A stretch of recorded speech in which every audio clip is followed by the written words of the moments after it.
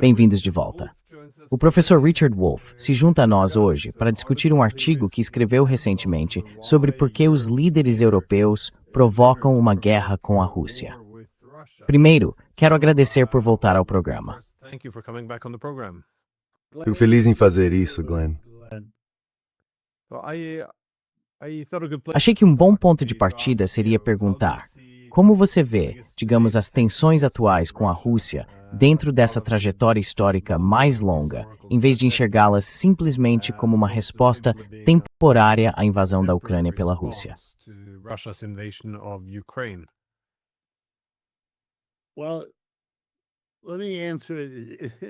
Bem, deixe-me responder de uma forma um pouco pessoal.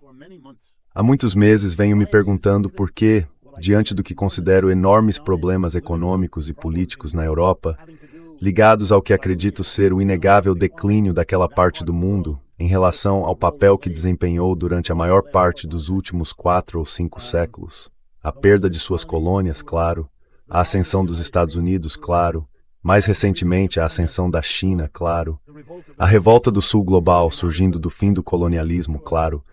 Nada disso parecia me dar uma explicação que fizesse sentido para o que parecia ser uma política quase universal. Mas mais do que uma política, era um compromisso genuíno e entusiasmado de demonizar a Rússia, algo que já estava bem em curso antes da invasão de fevereiro de 2022.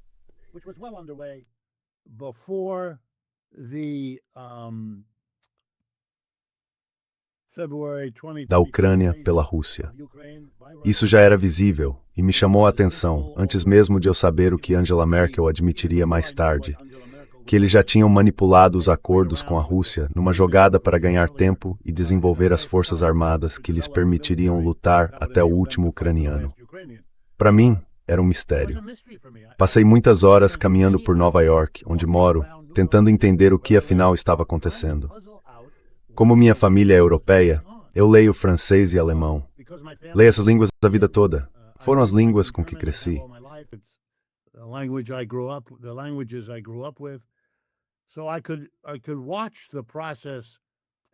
Então, pude acompanhar o processo nesses dois países. E o que me chamou a atenção foi que as lideranças, os Macrons, os Merzes, mas isso também vale para Rutte, Starmer e todos os outros, demonizavam Putin de um modo que o fazia parecer Stalin em tudo, menos na aparência física. E demonizavam a Rússia de uma forma que literalmente não fazia sentido para mim.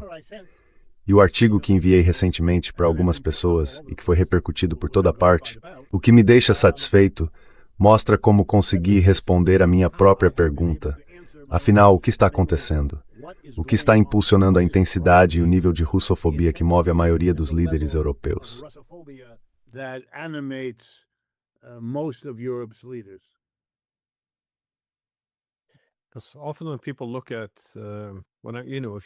Muitas vezes, quando as pessoas analisam isso, sabe, se você pergunta por que esse ódio à Rússia, porque normalmente não ajuda a odiar seu adversário dessa forma. E geralmente a resposta é: bem, eles atacaram a Ucrânia. E o raciocínio é que isso aconteceu do nada.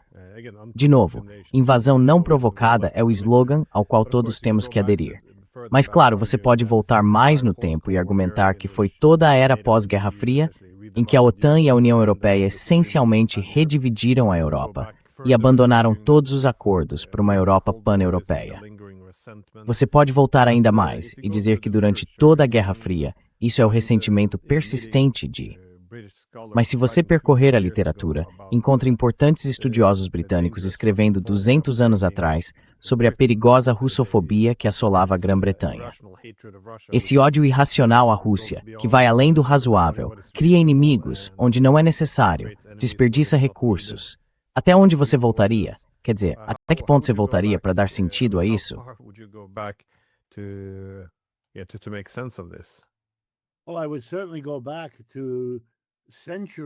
Bem, eu certamente voltaria a séculos de competição colonial.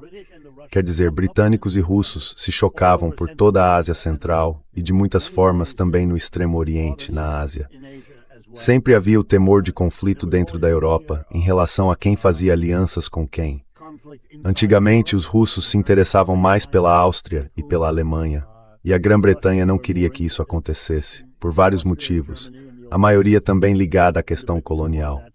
Quando o mundo foi dividido pelas potências coloniais, culminando em Berlim, em 1884, eles literalmente pegaram os marcadores e dividiram a África entre si. A Alemanha fica com isto, a França com aquilo, a Grã-Bretanha com isto, a Bélgica com aquilo e assim por diante. Britain this and Belgium that and so forth. Once that was done, the next phase, which Depois que isso foi feito, a fase seguinte, como críticos perspicazes já apontaram, foi que a única maneira de eles continuarem o impulso de expansão que havia predominado no período colonial seria invadir as possessões coloniais uns dos outros. Não havia mais terras, entre aspas, vazias para tomar. É claro que elas nunca estiveram vazias. Estavam cheias de pessoas, mas não de pessoas europeias, e, portanto, não eram consideradas dignas de respeito. E acho que foi provavelmente aí que isso começou. Antes disso, a distância entre a Rússia e a Grã-Bretanha era tão enorme, em tantos níveis, que eles não teriam tido ocasião para esse tipo de conflito.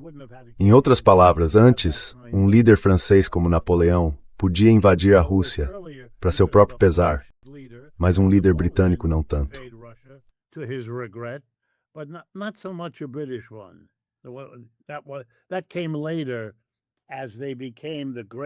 Isso veio depois, quando eles se tornaram os grandes impérios em choque, mais para a segunda metade do século XIX e o início do século XX. E a Grã-Bretanha, lembremos, a Grã-Bretanha foi um dos 4 países que enviaram um contingente militar para a Rússia depois da Revolução, para lutar ao lado do Exército Branco na Guerra Civil dentro da Rússia. A Grã-Bretanha enviou tropas, os franceses enviaram, os americanos e os japoneses. 4 países. Os Estados Unidos enviaram um contingente de 10.000 soldados. E lembrem-se, isso foi logo depois do fim da Primeira Guerra Mundial. Então era preciso assumir um compromisso enorme para mandar de volta seus soldados à batalha na Europa, quando você tinha acabado de celebrar o resgate deles da batalha na Europa. E os 4 fizeram isso. Esse era o compromisso deles. Invadir e destruir esse novo governo do Partido Comunista naquela parte do mundo.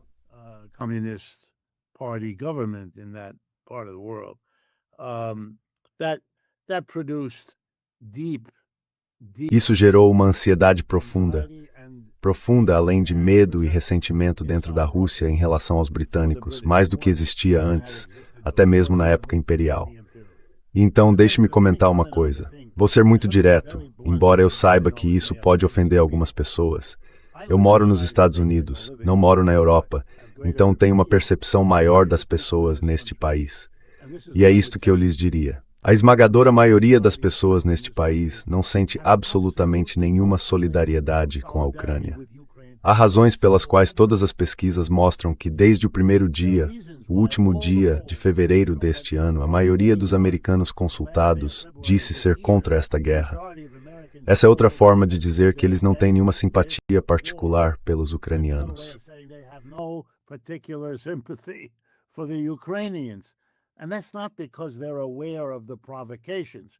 E isso não é porque eles estejam conscientes das provocações. Você tem toda a razão. É muito fácil demonstrar. A vergonha são os intelectuais e as pessoas que normalmente analisam essas coisas com alguma consciência histórica usarem essa expressão, não provocado. É infantil. Sabe, se você faz algum trabalho sério, a própria palavra não provocado geralmente desperta na sua mente a pergunta: quais foram as provocações? Se as pessoas dizem que não foi provocado, isso significa que ou você não sabe, ou não quer encarar o que houve. As coisas não acontecem sem provocação. Isso é absurdo. É infantil. É tolice.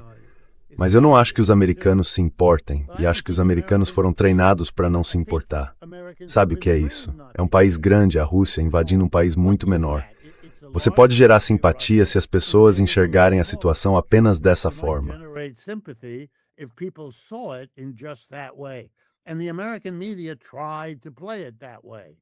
E a mídia americana tentou apresentar a situação dessa forma. Mas essa era uma tarefa impossível, porque os Estados Unidos tinham invadido o Vietnã, um país grande e rico, invadindo um pequeno e pobre, e tinham feito o mesmo no Afeganistão e no Iraque.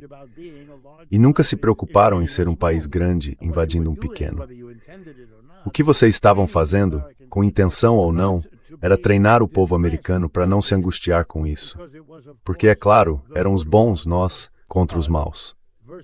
E esse era o critério que se deveria usar. Não o tamanho, não os recursos relativos, não o poder militar, nem todos esses outros fatores. Se vocês tivessem treinado os americanos de outra forma, eles talvez tivessem reagido à invasão da Ucrânia pela Rússia. Mas a ironia é que vocês os treinaram para não reagir. E eles seguiram fielmente esse treinamento.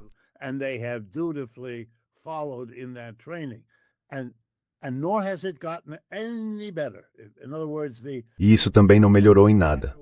Em outras palavras, os meses transcorridos da guerra de fato no Irã, ou os anos transcorridos da guerra no Irã,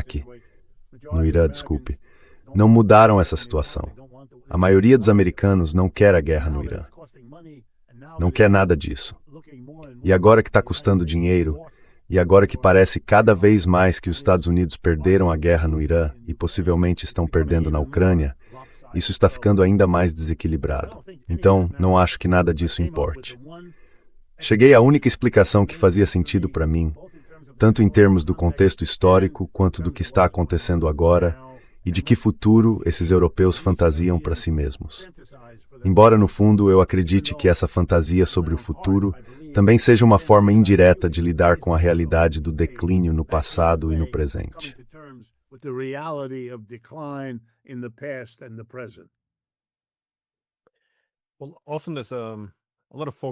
Bem, muitas vezes há um grande foco, como eu disse, na arquitetura de segurança.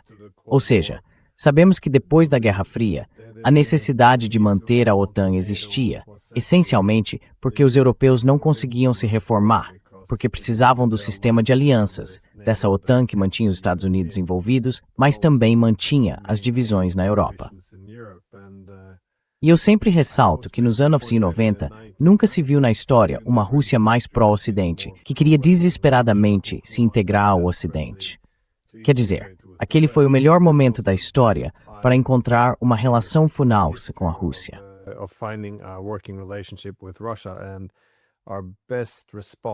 E a nossa melhor resposta foi: vamos expandir o bloco militar em direção às fronteiras deles, o que sabíamos que acabaria provocando um conflito. Então, mais uma vez, muitas decisões ruins. Mas eu queria perguntar, você escreve sobre líderes europeus que estão ligados e que essencialmente vinculam a liderança política às instituições dos Estados Unidos. As carreiras deles inteiras se baseiam na ideia de que o papel da Europa no mundo é ser parceira subordinada dos Estados Unidos. E vemos uma classe política formada com a ideia de que segurança é igual à OTAN. A sociedade civil é representada por ONGs financiadas pela CIA, pelo Banco Mundial, pelo FMI. Quer dizer, essa ideologia é promovida pelos Estados Unidos. É isso que está orientando toda a Europa agora.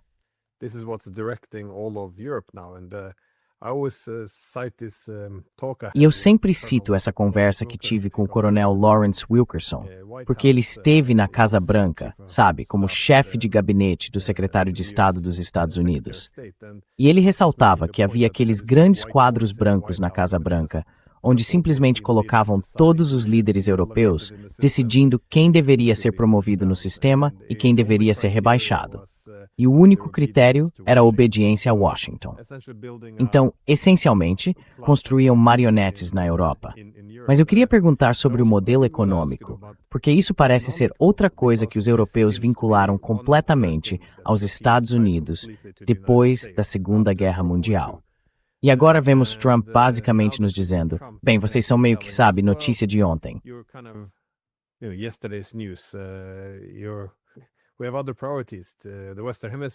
Temos outras prioridades. O hemisfério ocidental, o leste asiático. E, na verdade, isso é justo. Sabe, o mundo está se tornando multipolar. Os Estados Unidos precisam definir prioridades. Não há mais motivo para a Europa estar no topo das prioridades americanas.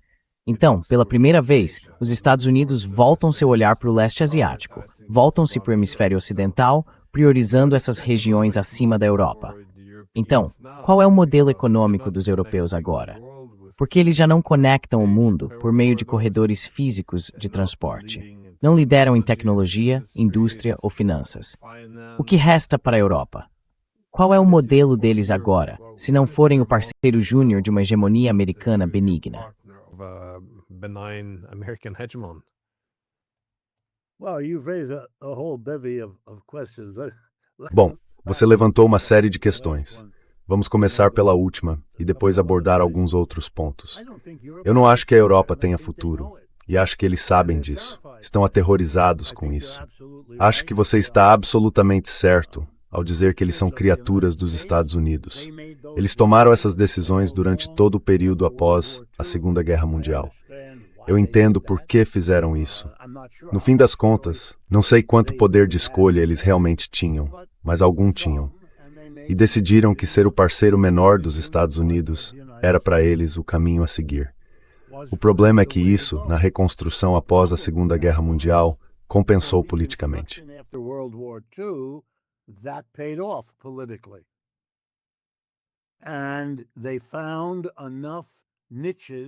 E eles encontraram nichos suficientes depois da reconstrução, que eu situaria grosso modo de 45 a 75. Encontraram nichos que podiam ocupar para sustentar por algum tempo seu padrão de vida. E por nicho, quero dizer, por exemplo, que podiam entrar numa concorrência efetiva com os Estados Unidos no setor automobilístico. Volkswagen, Fiat, Renault conseguiram por algum tempo ser realmente competitivas. Em segundo lugar, a indústria de luxo. Isso é mais francês, claro, mas os italianos também têm uma grande fatia disso em roupas e assim por diante. Moët, Champagne, Louis Vuitton na França, tudo isso. Então conseguiram se tornar uma meca turística, fazer certos tipos de coisa e receber bons pagamentos por serem úteis para fundações americanas.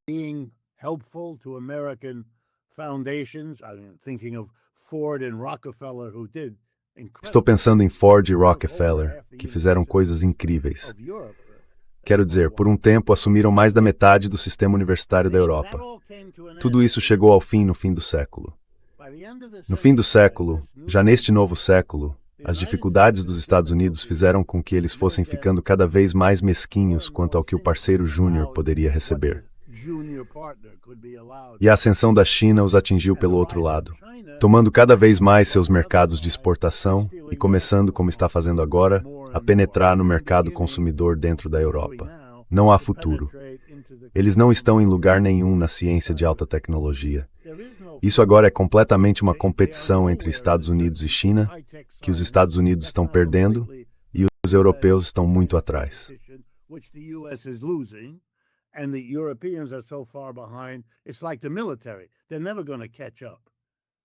É como nas Forças Armadas. Eles nunca vão conseguir alcançar. O Sr. Mers diz: vou gastar 800 bilhões de dólares nos próximos 10 anos com defesa. Os Estados Unidos já têm previsto gastar 600 bilhões de dólares só no próximo ano. Então vocês não vão alcançar os Estados Unidos. Eu diria o mesmo sobre a China, exceto que não sabemos os detalhes de quão avançados os chineses estão, mas sabemos que estão muito mais avançados do que a Europa. Então, bem, eles não têm forças armadas, não têm nada. Agora, deixa eu mostrar como a história é muito útil aqui. Vou dar um exemplo extremo, mas acredito que ele vale para todo o continente. A Bélgica é um país muito pequeno. Tenho certeza de que você já esteve na Bélgica.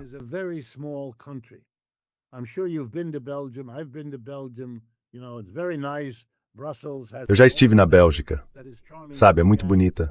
Bruxelas tem aquela parte antiga que é charmosa de se ver e tudo mais. Mas a Bélgica é um pequeno país europeu, sem grandes recursos. Só que tinha uma colônia, o Congo, que é possivelmente a parte mais rica de toda a África. Um solo incrivelmente fértil, um rio fantástico que a atravessa inteira e torna navegável uma grande extensão até o interior, onde existe todo esse solo rico. E assim, a Bélgica pôde se tornar um país europeu confortável, burguês e rico. Mas não precisa ser um gênio para entender que isso aconteceu, porque ela podia explorar um imenso interior colonial. E o mesmo valia para a França, a Alemanha e assim por diante.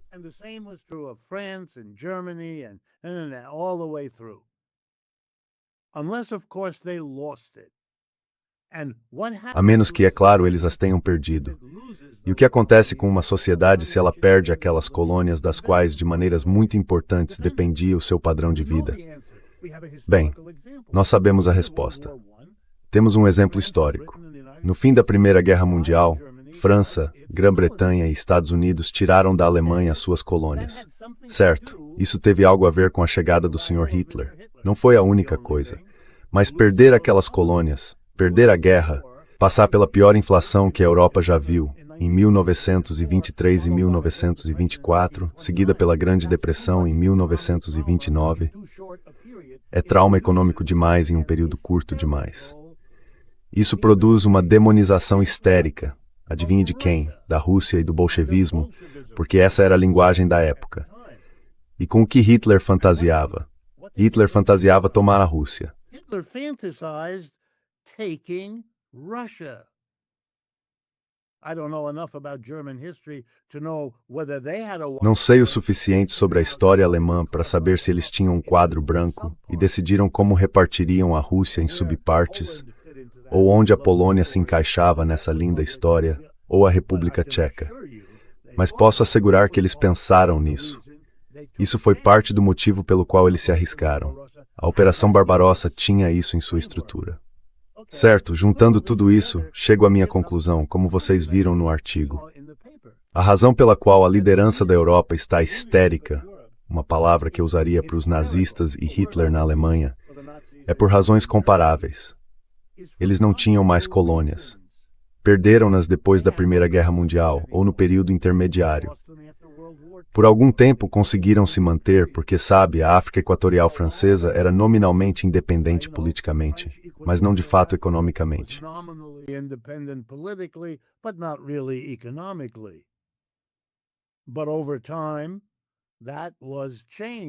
Mas com o tempo isso mudou. Esses países perceberam que independência política sem independência econômica não corresponde ao que eles esperavam. Então, cada vez mais, o império, formal ou informal, se atrofia. Certo, o que sobra para eles? As duas paredes, os Estados Unidos e a China, estão apertando esses países. Eles ficam presos a ser parceiros menores, e por isso as massas de europeus vão se voltar contra eles. Acho que é isso que a alternativa para a Alemanha representa. Acho que aquele sujeito nojento da Inglaterra, Farage, ou seja lá qual for o nome dele, é a mesma coisa. Le Pen, de novo, a mesma coisa na França, e assim por diante. São pessoas que assumem uma posição política dizendo nós rejeitamos tudo isso. Rejeitamos a subordinação aos Estados Unidos.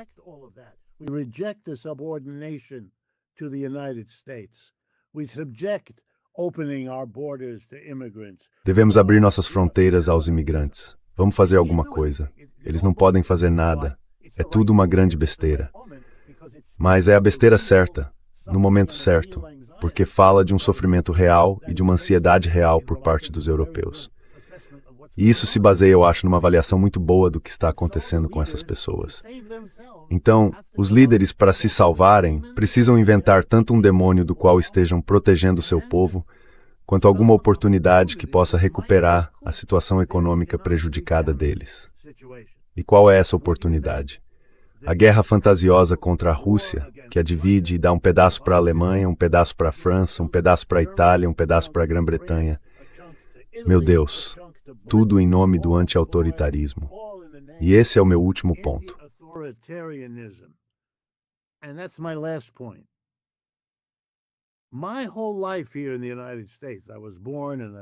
A vida toda, aqui nos Estados Unidos, eu nasci, vivi e trabalhei aqui a vida inteira. E sempre nos ensinaram na universidade e pela mídia que a Rússia é um lugar horrível, que os russos são pessoas ruins, que o comunismo é a soma de todo o mal. Uma histeria ano após ano, chegando a níveis de absurdo que... Quer dizer, eu tento explicar isso para europeus que não passaram por isso. É muito difícil. Vocês acham que eu estou exagerando. E se eu estivesse no lugar de vocês, tenho certeza de que também acharia. Mas não estou. Coisas malucas. Então, para nós, os anos 90 foram uma oportunidade, exatamente como você descreveu. Mas nós enquadrávamos isso de outra forma. Agora, não há mais nenhuma barreira para fazer amizade com esses simpáticos russos, porque a barreira desapareceu. Não há mais comunismo.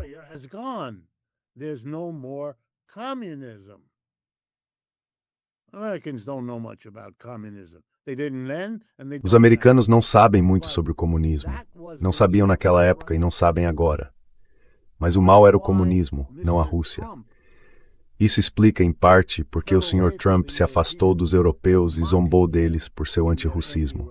Ele é produto, como eu, dessa formação americana. E a nossa formação não consistia em demonizar a Rússia, consistia em demonizar o comunismo. E isso acabou. Quando vai a Moscou, o Sr. Trump vê empresários aspirantes, ansiosos para fazer negócios com ele e com outras pessoas como ele. E ele quer fazer um acordo. Eles estão prontos. Ele não precisa invadir e dividi-los. Eles já estão prontos para fechar todo tipo de acordo com ele, como fazem com outros no Ocidente. Eles não têm interesse em uma aventura militar, nem teriam condições de fazê-la. Não são fortes o bastante.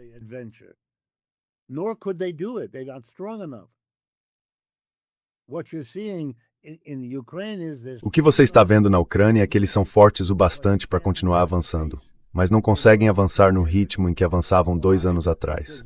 Por quê? Porque os europeus se uniram e os americanos continuam fornecendo a eles os meios militares para manter esta guerra em andamento. Imagine se a Rússia tentasse fazer isso, sei lá, na Itália ou no leste europeu. Isso seria uma loucura. Esse é o tipo de loucura que Putin, pelo que parece, sendo uma figura cuidadosa e calculista, não vai cometer. Veja quanto tempo eles esperaram enquanto a OTAN avançava para o leste antes de fazerem qualquer coisa. Metade da razão pela qual se sentiram confiantes para fazer o que fizeram na Ucrânia foi porque já tinham se safado disso antes, na Polônia e assim por diante. A situação é muito clara.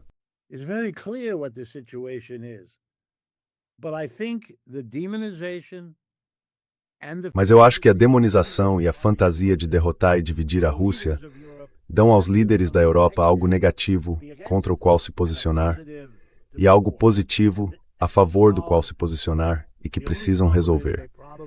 O único problema é que eles provavelmente esperaram demais. E agora têm inimigos internos que podem, e tenho certeza de que estão, trabalhando para minar seus esforços nesse sentido.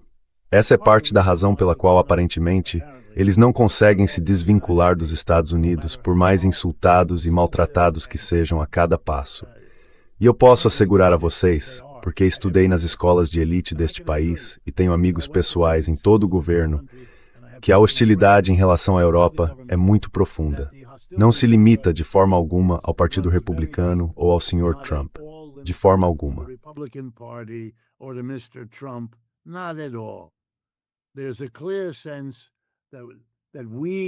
Há uma percepção clara de que nós carregamos a Europa nas costas e de que não podemos nos dar ao luxo de continuar fazendo isso.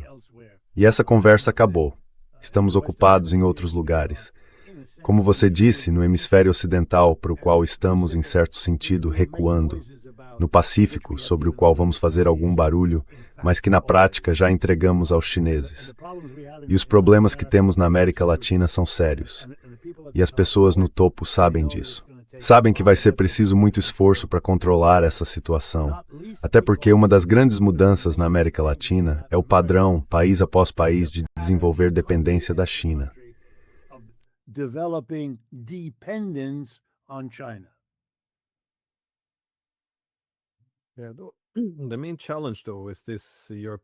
O principal desafio, porém, com esse plano europeu, por assim dizer, e eu não contesto isso.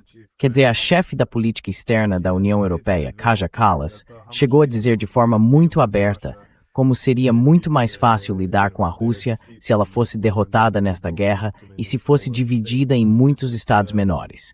Quer dizer, isso não poderia estar mais claro. Mas o problema é, claro, que a Rússia é a maior potência nuclear do mundo. E os europeus, os líderes europeus, para ser mais específico, também afirmam que uma condição para a paz tem de ser que a Rússia pague reparações.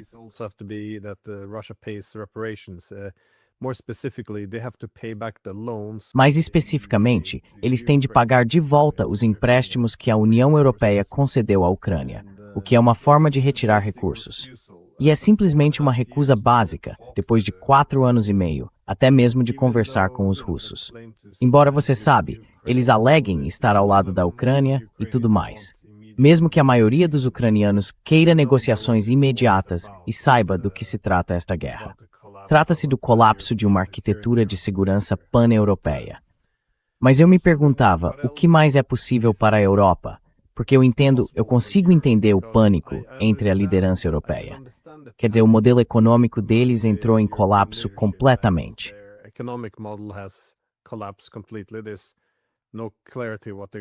Não há clareza sobre o que eles vão fazer. Toda a unidade europeia, a possibilidade de falar da Europa como se fosse uma entidade única, quer dizer, isso também vai ser questionado quando os Estados Unidos recuarem e o modelo econômico deixar de existir. Acho que eles vão começar a se fragmentar mais. E há uma necessidade, essencialmente, de o continente europeu se reinventar por completo. Mas acontece que há um enorme país europeu, mais especificamente o maior país europeu que temos no continente, que é a Rússia, e que aparentemente tem recursos naturais ilimitados. Ela tem um território imenso e infraestrutura de transporte.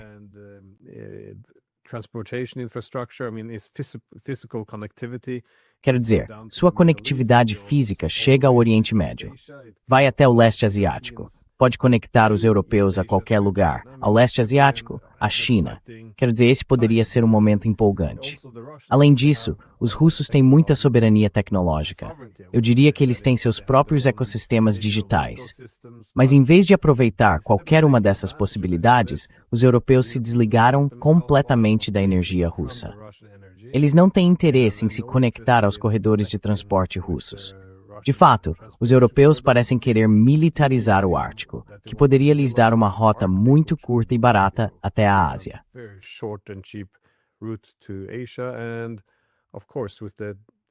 E claro, com a tecnologia russa, porque eles de fato têm, como eu disse, esse ecossistema digital, parece que estamos obcecados com a ideia de bombardear a Wildberries e todos esses centros de comércio eletrônico. Quer dizer, é realmente bastante surpreendente.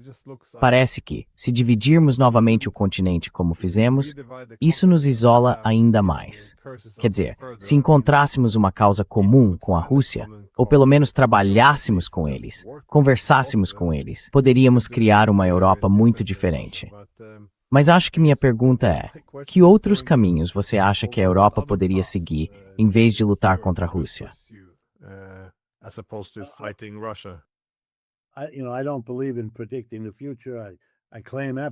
Eu não acredito em prever o futuro. Não alego ter absolutamente nenhuma habilidade para fazer isso, e também não vejo essa habilidade em nenhum outro lugar. Dito isso, se você reformulasse sua pergunta e me perguntasse como eu imagino que as coisas vão evoluir, eu diria o seguinte: acho que o rearmamento da Europa, que já está em curso, vai receber apoio dos Estados Unidos, simplesmente porque isso libera recursos que poderiam ser gastos de formas que ajudam a Europa, para serem usados aqui nessa área. Sabe, para ampliar todo o arsenal de interceptadores Patriot, que obviamente está em falta hoje em dia, e assim por diante.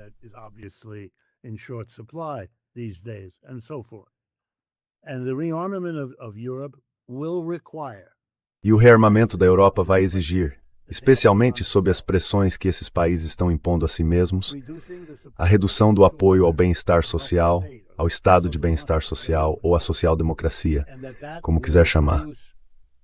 E isso vai produzir, de forma desigual de um país para outro, tensões e conflitos internos explosivos. Sindicatos e forças políticas de esquerda vão se posicionar contra o que o governo estiver fazendo, seja em maior ou menor grau, seja pela própria natureza das medidas, apresentando um programa diferente. Disso, suspeito, vai surgir um processo de fragmentação. Uma sociedade vai conseguir controlar, destruir ou enfraquecer sua classe trabalhadora, avançar com o rearmamento e se tornar a queridinha dos Estados Unidos por estar fazendo isso.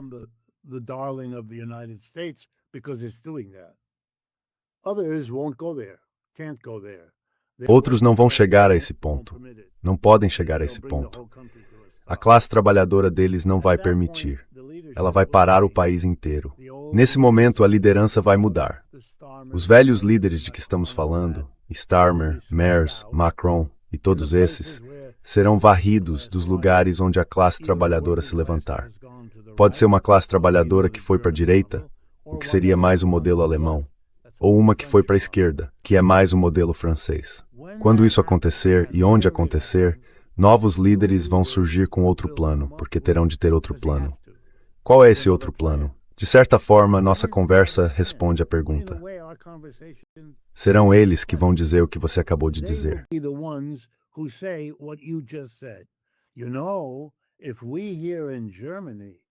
Sabe, se nós aqui na Alemanha fizéssemos causa comum com os russos, poderíamos participar do desenvolvimento da metade asiática da Rússia. Poderíamos voltar a ter acesso à energia barata e reverter a desindustrialização. Bem, a classe trabalhadora na Alemanha pode fazer esse acordo, e a classe empresarial alemã, grata por isso, mudaria de aliança e largaria os Mers como uma pedra. Simplesmente o jogariam fora como um agente americano, que ele é de qualquer forma. Acho que aí haveria a possibilidade de uma organização inteiramente nova. E isso também colocaria um tipo enorme e novo de pressão sobre a China, porque a China passaria a ter de se ver não como aliada da Rússia, mas como rival da Rússia.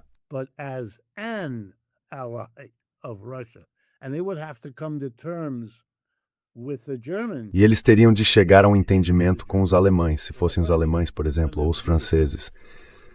Não precisa ser a Alemanha, mas teria de ser um dos grandes, sabe? Eles, ou a Grã-Bretanha, ou a Itália, talvez a Espanha. Mas seria preciso ter pelo menos um ou dois dos grandes do seu lado.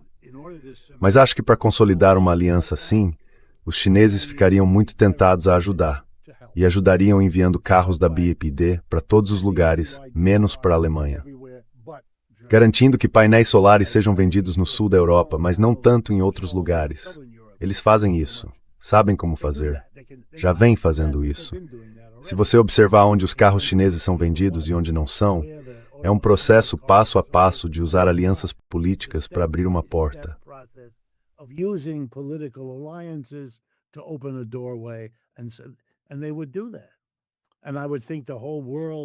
E eles fariam isso. E eu acho que a economia mundial inteira mudaria. E acho que muito rapidamente você veria na Europa a percepção de que esse poderia ser um caminho a seguir.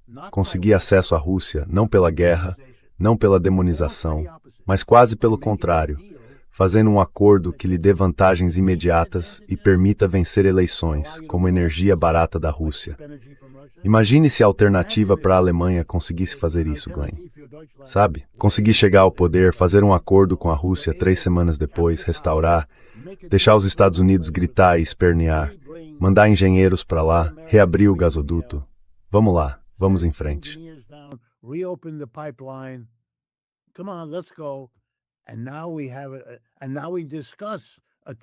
E agora discutimos um plano de 10 anos, no qual a industrialização alemã pode ser incorporada para ajudar em toda a Rússia, com a criação cuidadosa de organizações e corporações, em que 51% sejam de propriedade russa e 49% alemã.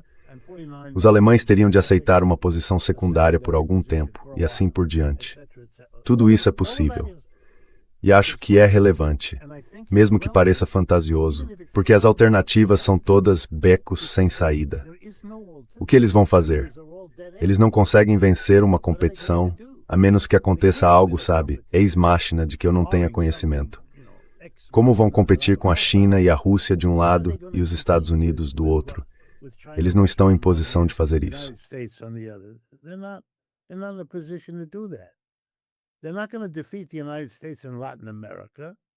Eles não vão derrotar os Estados Unidos na América Latina, nem vão fazer isso em nenhum outro lugar. Sabe, simplesmente não. Os chineses já têm a Ásia e estão conquistando a África rapidamente. Para eles acabou. Acho que também acabou porque a era do colonialismo está muito, muito morta. Não dá mais para fazer isso. Quando você propõe isso, as pessoas reagem como se você fosse louco, ou você tem que fazer isso de um jeito que constrói a oposição. Quero dizer, pense nisso comigo. Israel está tentando fazer colonialismo de assentamento em Gaza. Para ter esse projeto, ele precisa ser genocida, no momento da história em que o mundo inteiro é contra o colonialismo, por todos os genocídios que ele cometeu.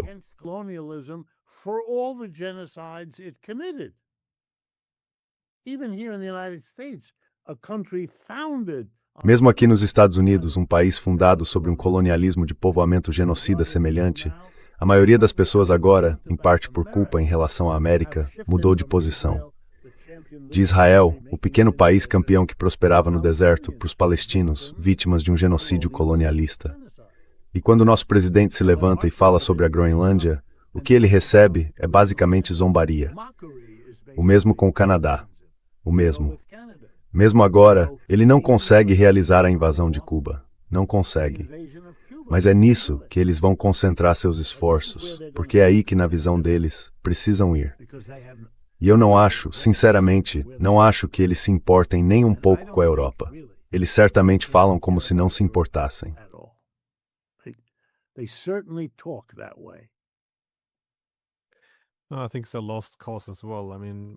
Acho que também é uma causa perdida. Mas é o seguinte, essa parece ser agora a única estratégia dos líderes europeus, ou seja, serem vistos como um multiplicador de força em Washington. Isto é, se conseguirmos mostrar que somos capazes de derrotar os russos, de repente o valor de mercado da Europa aumenta. E eles não param de falar sobre como a Europa agrega valor aos Estados Unidos. Mas se precisam falar tanto disso, então obviamente estão encobrindo algumas deficiências aí. Mas, de novo, esse é o único jogo disponível, mostrar seu valor aos Estados Unidos. Os Estados Unidos vão se comprometer com a Europa, e essa é a única ideia que eles têm para restaurar a relevância da Europa.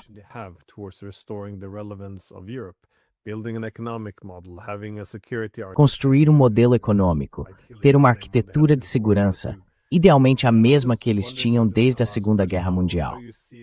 Mas eu só queria perguntar, como última questão, como você vê a viabilidade disso? Porque você mencionou os alemães como exemplo. É claro que temos problemas diferentes em toda a Europa. No Reino Unido, vimos que Starmer foi substituído, mas mais ou menos por um clone. Então não vai haver muita diferença. Macron também. Ele talvez saia em breve. Mas você mencionou Merz. Só que é claro, ele está apavorado com a AfD, porque como você disse, a líder mais ou menos afirmou, bem, se vencermos, vamos primeiro a Moscou e tentar redefinir as relações, porque isso é uma loucura.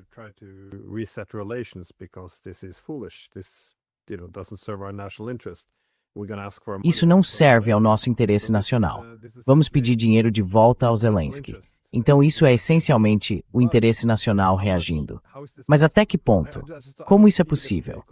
Eu não vejo as elites políticas abrindo mão do poder. Quer dizer, Merz, que é espantosamente impopular, essencialmente segundo a mídia britânica, vem desenvolvendo um plano secreto para tirar de muitos estados alemães grande parte de seus poderes, caso eles vençam. No Telegraph, esses estados foram chamados de estados traidores da República, porque se votarem na AfD, não serão confiáveis para lutar contra a Rússia numa guerra futura.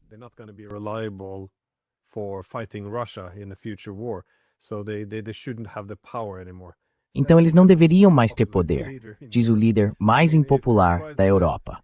Quer dizer, é bem absurdo, mas você vê a mesma dinâmica em toda a Europa. Quer dizer, sabe, em muitos países que eu vi, se você simplesmente se manifesta contra as políticas do governo, eles fazem questão de cortar isso pela raiz imediatamente. Eles esmagam a dissidência, difamam, censuram, cancelam.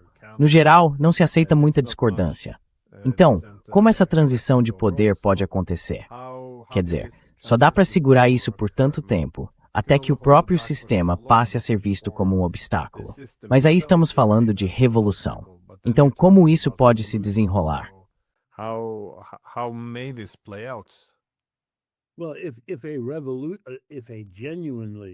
Bem, se surgir na Europa um movimento genuinamente revolucionário, e eu não o vejo, espero que ele exista, mas não o vejo. Mas se eu imaginar como seria, ele teria de defender esse argumento. Teria de dizer, estas são as mudanças estruturais que vamos realizar nesta economia para sair do beco sem saída, que é a subserviência aos Estados Unidos e a um capitalismo europeu que, no fundamental, não mudou desde seus tempos coloniais. Isso tem de acabar. E então, o único modelo em que eles poderiam se basear agora seria uma adaptação do modelo chinês.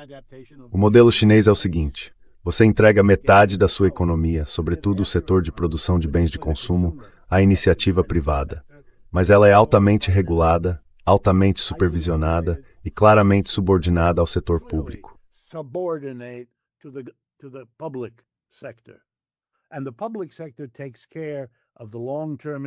E o setor público cuida dos investimentos de longo prazo, das decisões macro sobre para onde este país vai.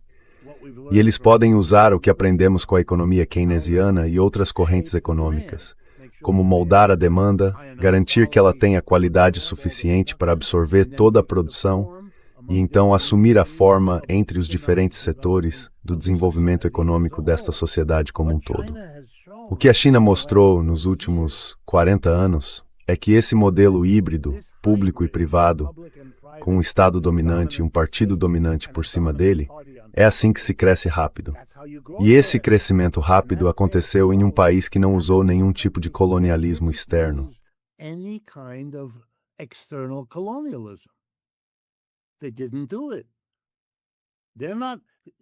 Eles não fazem isso. Xi Jinping não fica fazendo poesia sobre a Mongólia. Não há nada comparável à Groenlândia, ao Canadá ou ao Panamá. Ou, no caso da Europa, ao Ártico. Ou, sabe, diminuir a Rússia, esquartejá-la. Repare, eles não fazem isso. Não precisam disso, porque a função disso... E aí, sabe, eu poderia citar Rosa Luxemburgo, porque foi ela a primeira a dizer isso. Ela disse, você precisa ter colonialismo se não resolver seu problema macroeconômico de outra forma. Então, isso vai lhe dar pelo menos algum tempo. Muito presciente. Quando você fica sem... Ela escrevia numa época em que já não havia mais terras livres. Ela escrevia no fim do século XIX.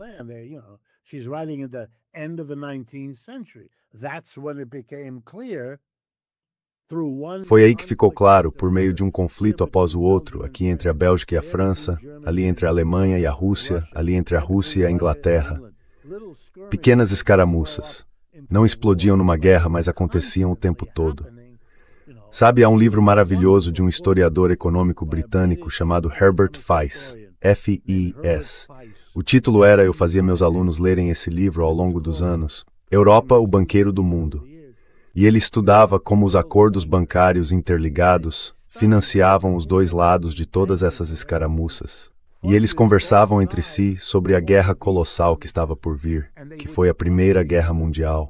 E todos escreviam sobre isso nos 20 anos antes de 1914. Então, para mim, eu vejo esse tipo de movimento.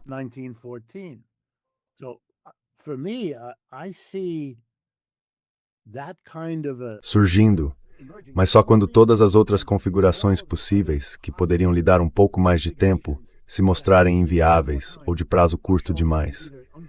Aí você cria o vácuo no qual uma alternativa genuinamente anticapitalista poderia começar a ganhar força.